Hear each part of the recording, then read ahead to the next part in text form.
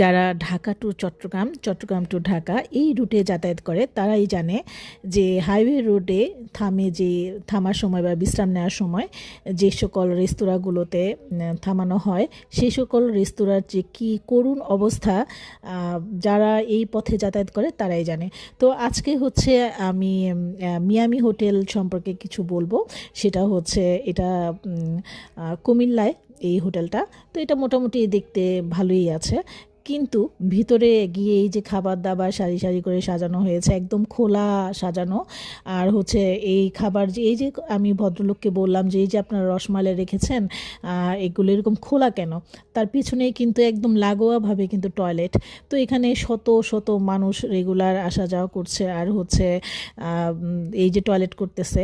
এর মধ্যেই আবার এই যে কুমিল্লার রসমালাই আমরা ভাবি যে কুমিল্লায় গেলেই হয়তো বা রসমালাই খাবো, আর এই রসমালাই কি সুন্দর ওপেন রেখেছে, কোনো মানে ঢাকনা নাই, কোনো একটা পলিথিন দিয়েও ঢাকিয়ে রাখতে পারতো। তো যাই হোক, আমরা এসে আলম নামের একটা বাসে, কিছু করার নাই, কারণ হচ্ছে এরকম একটা বাসে আমরা ঢাকায় এসেছি আর এটার ভাড়া ছিল হচ্ছে 650 টাকা করে, মানে 1300 টাকা। তো আমরা দুপুরের লাঞ্চ হিসেবে নিয়েছিলাম গরু আর হচ্ছে এই খিচুড়ি।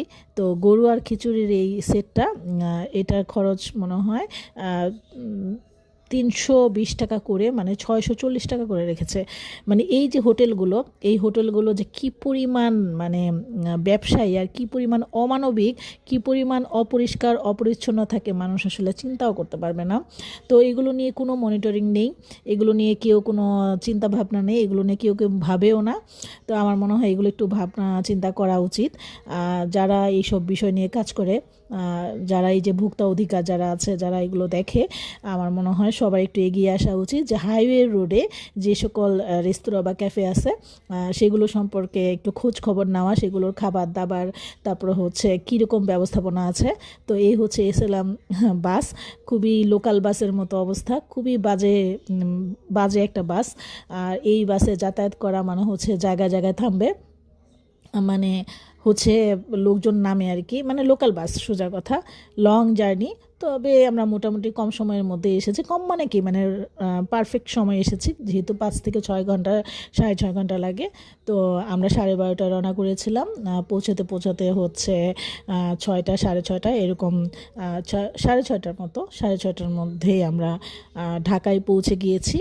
তো ঢাকায় প্রবেশ করতে করতে ভাবলাম যে কত শত দুরবস্থা দেখতে দেখতে আমাদের জার্নি শেষ হয়ে যায়।